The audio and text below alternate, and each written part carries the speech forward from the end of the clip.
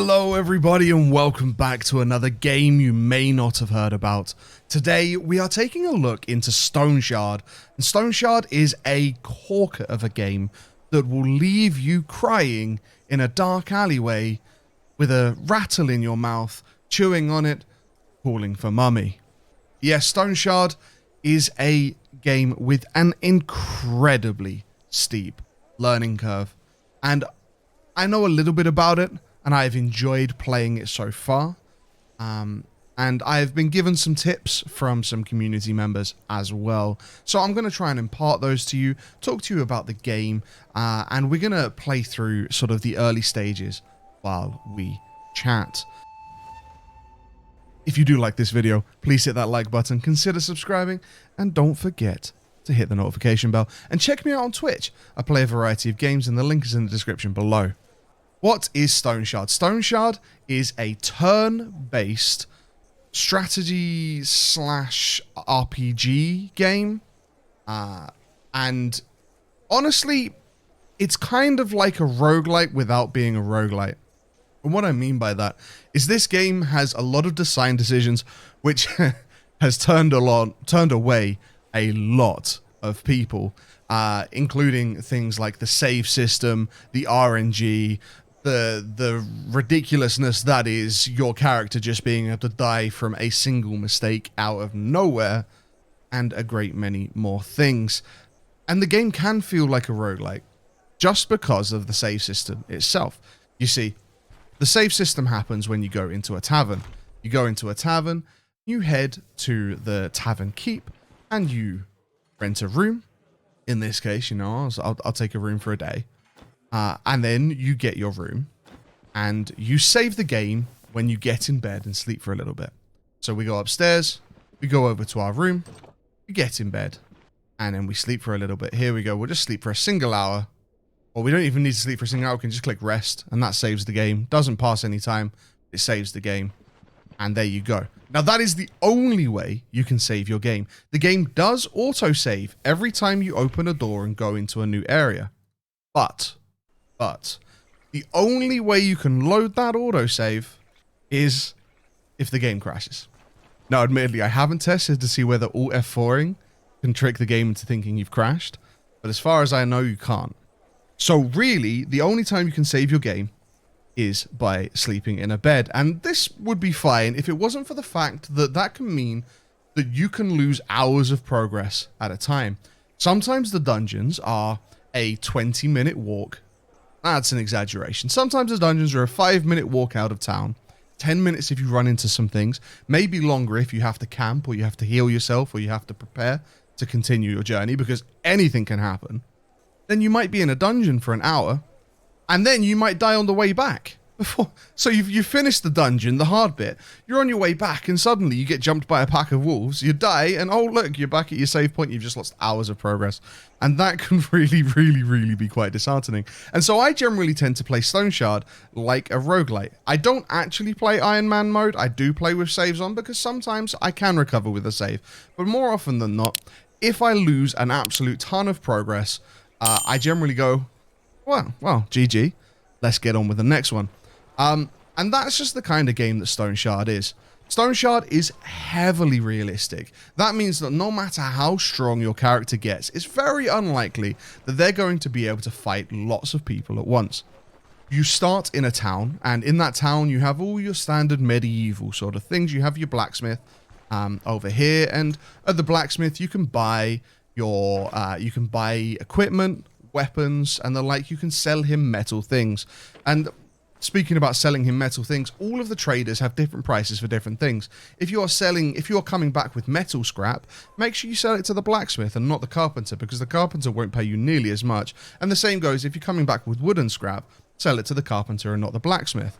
And if you're coming back with excess healing supplies or herbs, then make sure you sell them to the herbalist. Getting the right trader is very important.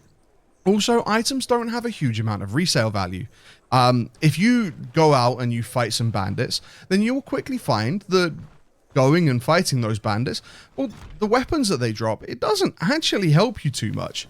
The weapons, they sell for pittance. They're not worth the weight and the amount of space that they take up in your inventory at all. We need to go on an adventure, and I was just picking up some food there, ready for our adventure. We're going to eat this bread. We're going to move that sausage there.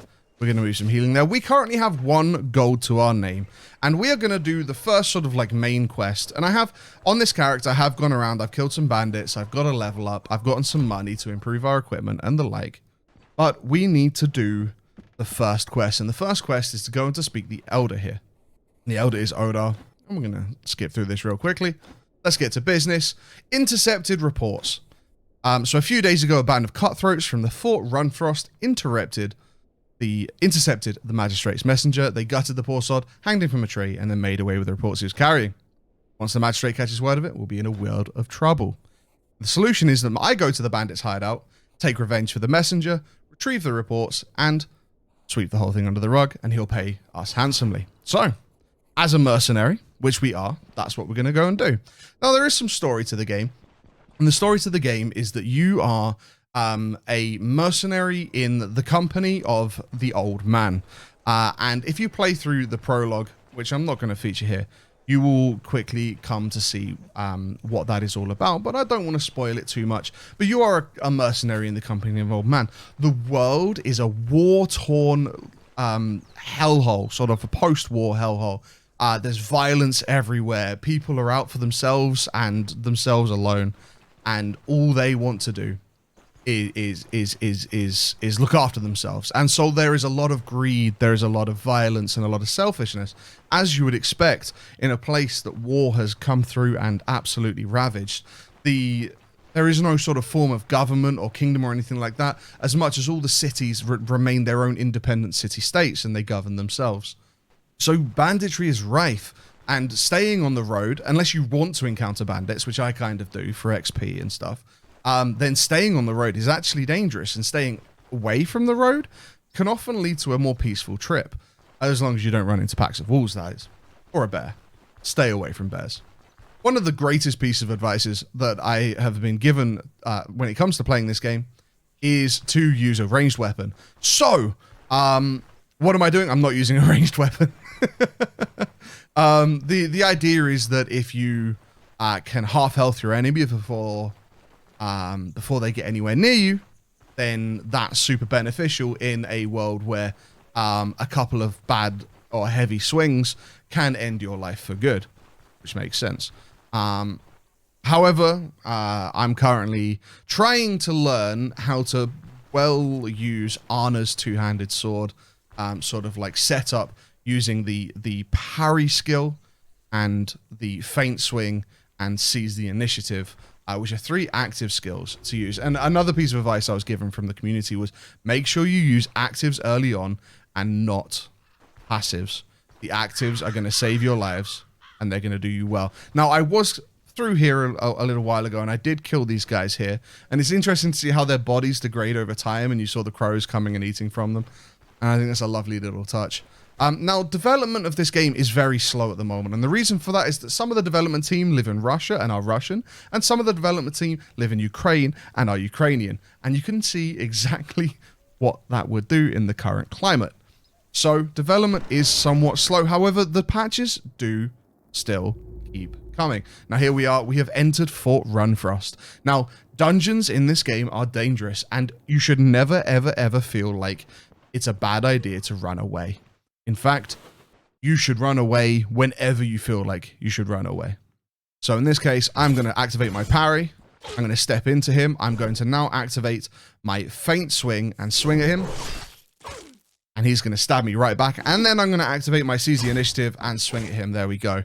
And now I'm counter-attacking him. He's fumbling. We're attacking, and now he's surrendering. And we're going to chase him down, and we're going to finish him off. And like I said about the weaponry, he dropped a peasant pitchfork. And now if we pick up this peasant pitchfork and we go into our inventory, we will see that it is worth 26 gold, according to that tooltip. That means that it will probably sell for 2 or 3 in the shops. Now, being that it has a large wooden handle, you could sell that to the carpenter, maybe get a little bit more, but it's really just not worth it. So I'm going to drop that back down. There will be much greater loot to find here in the dungeon. And you will also notice that our health is currently down at 75%. It's currently down at 75 out of 97. You go, hey, Tim, didn't you have 100 health before? And I say, yeah, we did. And the reason for that is that your health bars actually go down as they get injured. As you can see, my right hand is wounded and it is reducing my max health threshold. Now, as we rest, that threshold is going up. And now we are also thirsty. There are survival mechanics in this game. You need to drink, you need to eat, and you need to do what you would expect in order to keep someone alive. Now, we can see a question mark here, which means we've heard someone through this door. So we might as well go and investigate this. And the door is locked. Now, we can pick it or we can attack it. Now, picking it is all well and good.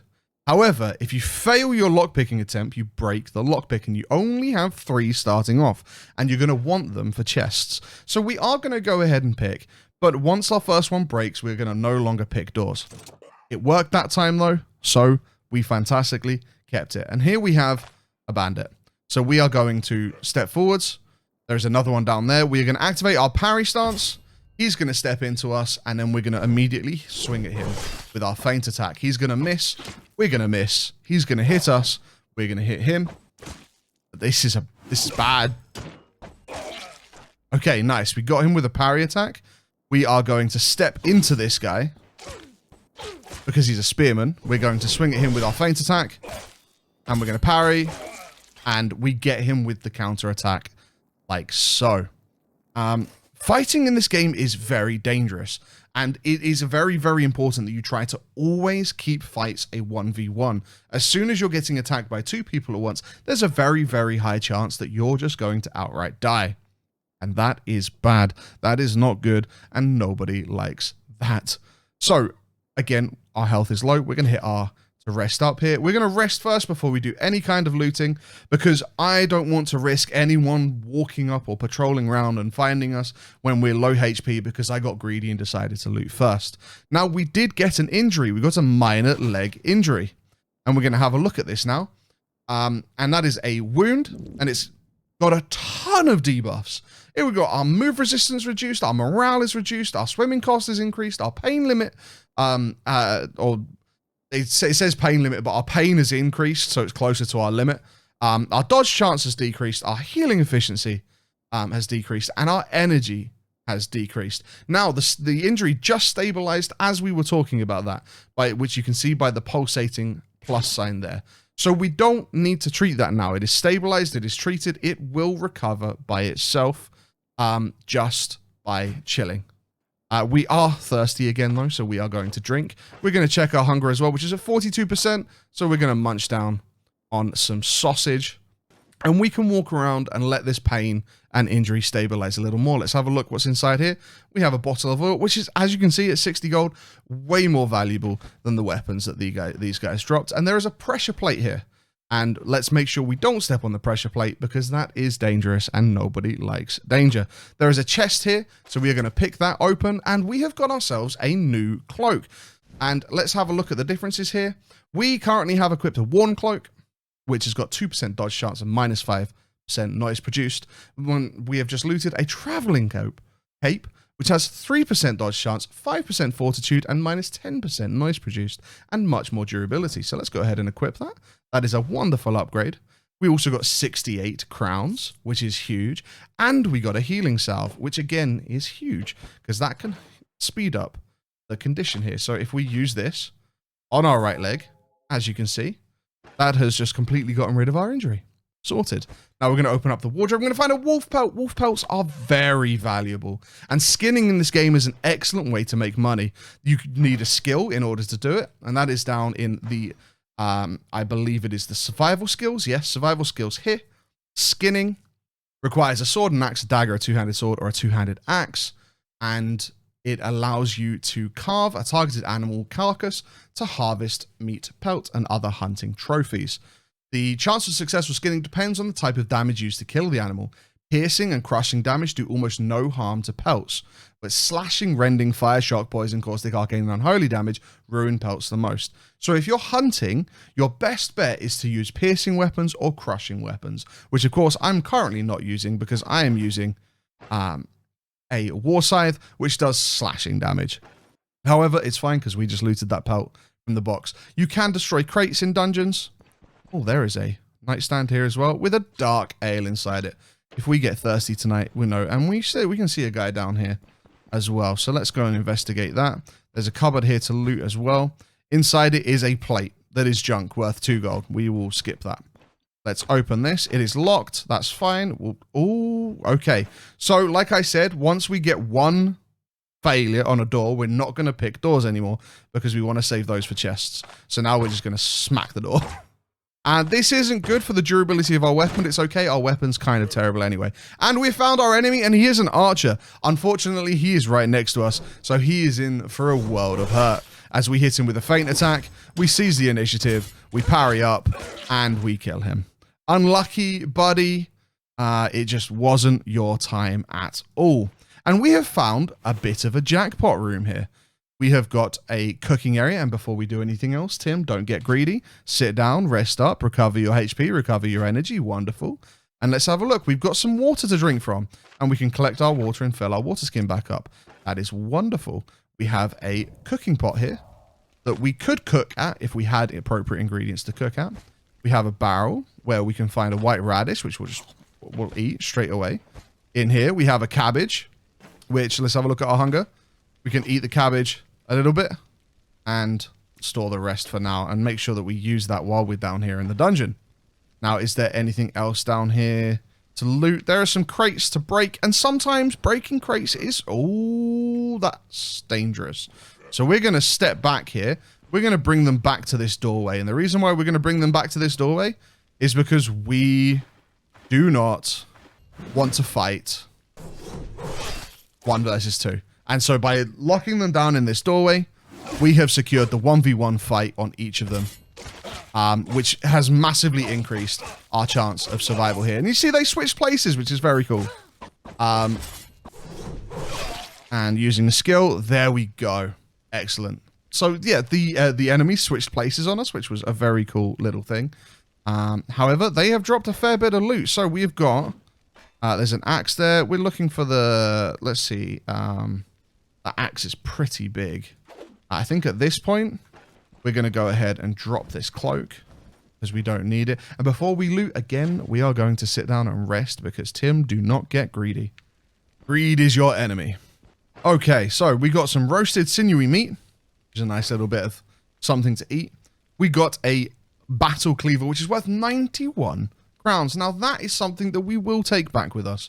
And a short bow worth 110, which we will also take back with us. Now, the battle cleaver we're going to want to sell to the blacksmith, and the short bow we're going to want to sell to the carpenter. And it's important that we sell those things in those order.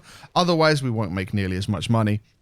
But let's move on. We have rested. We have looted. We have won our fight. In terms of XP, we are quite a way away from level 3. We have found another person. Hello.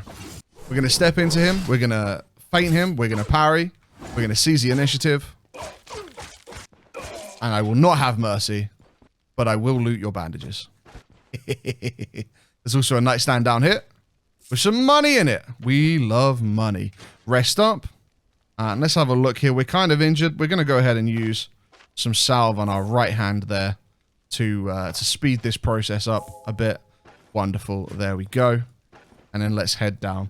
97 is a nice number of max health to have. I wouldn't ever want to go into a fight with sort of like less than 96. We have another crate down here and another nightstand. It looks like it's empty. We have a bookcase with another bottle of oil in and a copper candlestick, which isn't really worth the inventory space. We're going to pick this. We're not going to pick this. We're going to try again. There we go. Excellent. We got 66 crowns and a handful of amber, which we will take at 40 crowns for just a single slot item. Fantastic. And in this nightstand, there is a plate.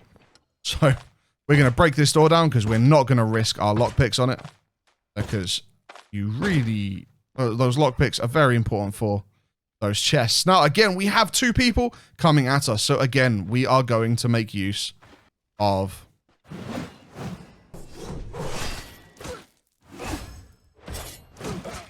Ooh, this guy's just fumbled so hard. This guy has just fumbled so hard. Sorry, but ooh. Ooh. That was unfortunate. He really just... That was painful to see. That really was painful to see. There we go. We can munch on some more cabbage there. And let's open up this chest, where we're going to find a bottle of brandy, which is a quest item for the beggar in town, or you could just sell it for a nice chunk of money. There's also a nightstand over here that has a bowl in it, which we're not going to bother looting. There is a cupboard with a copper candlestick that we don't want, and a bookcase with nothing in it. Bookcases are important to loot in dungeons, and I'll tell you why bookcases are important to loot in dungeons, because bookcases can give you skill books, and skill books allow you to learn the more advanced tiers of skills. If we go ahead and have a look at our skills right now, and I go to two-handed swords, you will see that I've learnt feint swing, and I've learnt parry, but I haven't unlocked fight to the death or revenge. And so, in order to do this, in order to unlock these skills, I need to read the corresponding treatise to two-handed skills second row that we will find somewhere. Two-handed swords second row is a book that you can find, or we can invest 3 more points into strength, agility, or perception to unlock these skills. So there is a redundancy in case, you know, RNG decides to completely screw you over, and we've got some enemy in here. But the best way in order to find your skills is through treatises and reading them. You alone? You're alone. Yeah, you are. Fantastic. And you are now dead. And there is nothing in here apart from the way down. So we're going to go ahead and head straight down. There was some rooms that we didn't go into up on the top floor. But at the moment, resources, you know, they are slightly tight. And I would rather us make sure we are good to go. And I'm just going to pop one of these on my head. And I'm going to pop one of these on my leg. And rest up that HP. Make sure that we're good and strong for going down. Now, there is a perception skill, which is just by pressing 1, you examine your surroundings. This is important for finding traps. And traps you will find all over the place.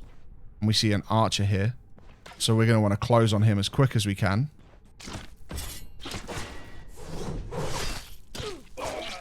Like that. Which we've done fantastically. Traps can be found all over dungeons, and generally you don't want to go about disarming them. They're not worth disarming, but they are definitely something you want to keep out for because they are incredibly dangerous and could get you killed very, very easily. Now we have some riding boots in here, which are a massive upgrade to our peasant shoes. Their durability is low, so they're going to require repairing, but even so, they are significantly better for us than our current pair of shoes. And our current pair of shoes are worth £8. So you know what? We're going to leave them in the wardrobe as a gift for whoever finds them. That jug we don't want. We're not interested in that jug. Let's have a look at this nightstand. There is a splint in this nightstand, and we will take that for now. We can drop it for other loot later on, but for now, that is a valuable piece of loot because it allows us to heal an injury very, very, very heavily. Even though they are quite a large item to carry around, they are very, very useful. So we have another locked door here. We're going to break it down. I did see the 2 guys over to the right, but at the moment, I want to avoid them until I have to fight them. Now that guy's carrying a war scythe, which is the same weapon that we've got. His durability is probably lower than ours, so we're just going to leave it there. We indeed have another person here. It's amazing you didn't hear us and come into this fight here. So we're going to go ahead and use our skills. And he is finished. We've got a couple more cupboards in here. We're going to sit down before. No greed, no greed, no greed. And here we go. So why should you play Stoneshard? Why is it a game that I recommend? It's a game I recommend if you're masochistic. It's a game I recommend if you love hyper challenging RPG experiences with high amounts of customizability, a lot of randomness leading to a lot of different runs constantly, and every time you start a new run, it never goes the same way. Ever, ever, ever, it never goes the same way. And that is a really beautiful thing about the game. And unfortunately, that is a dead end that we just broke into. So we're going to head back up, and it looks like we're going to have to fight those 2 guys. it really is challenging, and it really, really does make you think. And I really like that about the game. And don't get me wrong, Stoneshard is a game that I very much get frustrated with. Now, we're going to let this guy shoot his shots and do this. Now, he can still shoot me, which is quite impressive, but he seems to be wanting to stay over there, which means his accuracy is very, very low. Stoneshard is one of those games where if I'm really not, like, super into feeling it, then I generally find myself rage quitting. And if you're someone that's prone to rage quitting, you will probably experience the same thing, as this game really does like to screw with you. There's some rope there. We're not going to pick that up. The game really, really does like to screw with you. Oh, we have got a fancy green spear. Now, this is an arming cap, which is not as good as the padded coif that we picked up, but it's still fairly valuable. So we're going to go ahead. We're going to eat these leaves. We're going to move this up here. We're going to move that over there. We're going to pick up this. And then we're going to go ahead and we're going to drop this. And then we are going to work some magic real quick with all of our pieces to make sure that we can fit this like so. Now, this is an unidentified spear, which means that we're going to need to identify it with an identify scroll. And we don't have an identify scroll at the moment, but we can pick them up in town.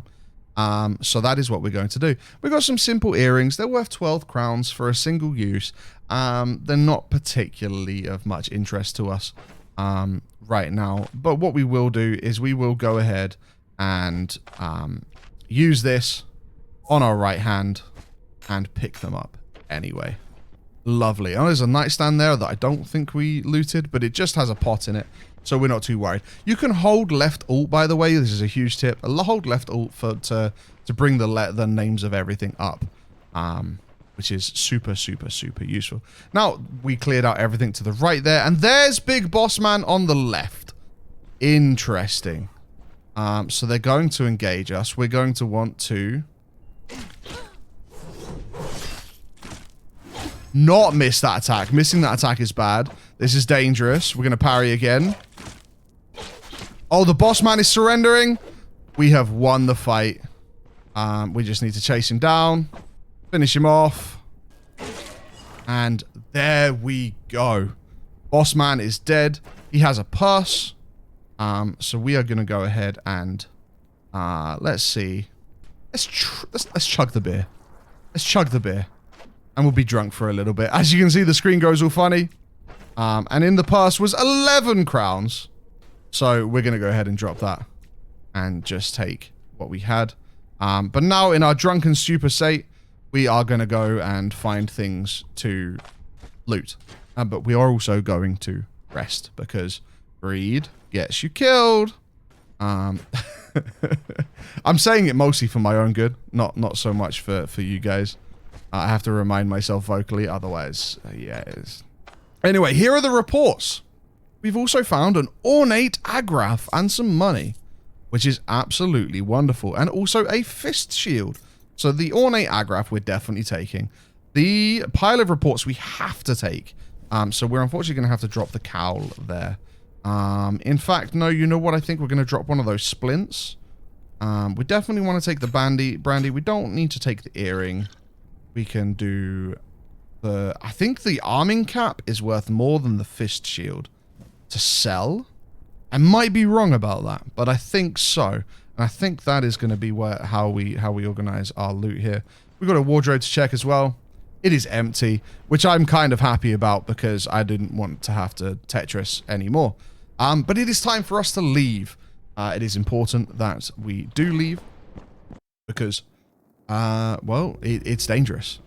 And now with the mission complete and a lot of loot in our hold, it is now the perfect time for us to take absolutely zero risks. Because this is when you do something silly, you die, and you get really mad because the last time the game saved was all the way back in town when you slept. So we are going to be very smart here. We are going to get out of the dungeon. And we are going to get back to Osbrook as quick as we possibly can. And Osbrook here on the map is one over to the left and then straight down. So we're going to follow to the left like so.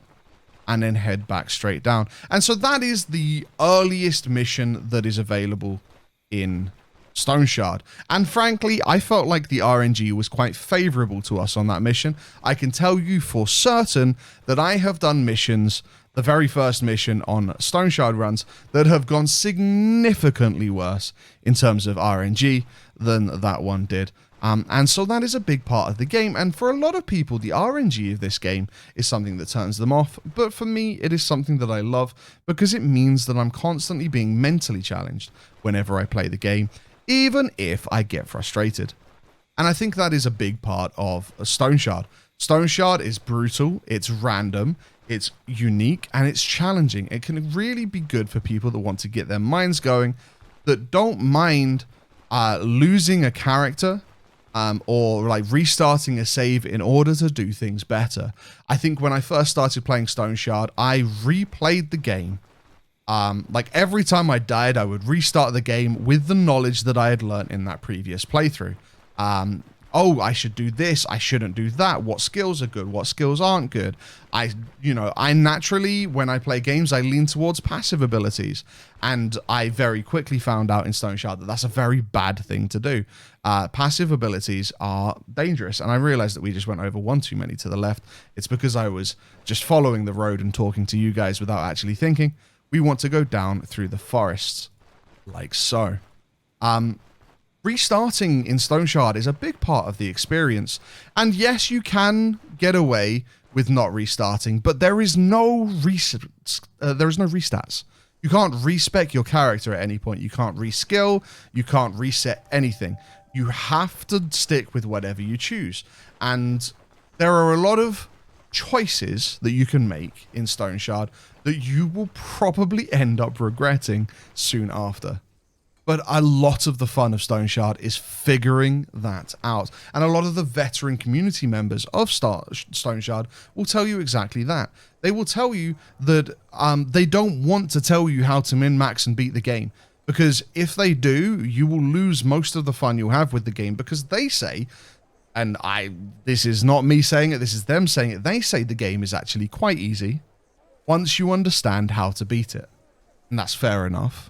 But they will then tell you that that's why they don't want to tell you how to beat it, because the real fun of Stoneshard at the moment is that figuring out process, the mental challenge. Now we're back in town. The evening is setting in, but we have just about enough time to return to the Elder and say hello. So we're going to go and do that. Hello, Elder Oldar. I'm here for my reward. I was successful at fulfilling intercepted reports, and he has paid us 455 crowns, which is huge. Now, Oldar will constantly provide you with bounties. Sometimes he might not give you a bounty, but then you just need to wait a day and then he's got one for you. However, you can constantly ask him for bounties. I'd like to know exactly what I'm dealing with. What can you tell me about the gang? I'm sure I'm well prepared. So he's asked me to do a brewery quest, and this is not a bounty. This is a separate quest, which is the brewery quest. The brewery quest. I can't say brewery. The brewery quest is a main story quest that will progress the storyline and progress everything, and is very hard. Don't immediately go and do it after doing your first dungeon, please. Ask him if there's any more contracts, and he says, yeah, of course. And there's one here called Return of the Necromancer. So we're going to pick that one up. We're going to take it, and we're going to leave. Now, should I go and do the Return of the Necromancer quest straight away? Probably not. Probably not. What I should do is spend some time going out, exploring, killing bandits, leveling my character up, learning skinning, going and fighting animals, getting money, getting equipment to improve. Now, we did get some new pieces. We got a new cloak. We got some new boots, but we didn't get enough to really start going at it as a mercenary. We're still using a basic war scythe weapon, which frankly is not very good. So there are many things that I'm going to need to do before I really want to go start and fighting undead and ghoulies and all sorts of things. They are dangerous. Anyway, Stoneshard is an awesome game, and I highly, highly, highly recommend it if you were of that masochistic nature where you would like to really challenge your brain to figure out how to overcome the obstacles that this game throws at you. And there are many things that I haven't shown you there. There are beasties, there are mages, there's magic, there's all sorts of things. There's giant Jotans, epic beasts. There are large-scale field battles. There is so much to this game, and I can't wait to see in the comments below what you guys think of it, your experiences with Stoneshard, and more. Thank you so much for watching. Hit that like button if you did like this video. Consider subscribing, and check me out on Twitch in the description below. From now, this has been a game you may not have heard about, and I'll be back next week with another one. Take care.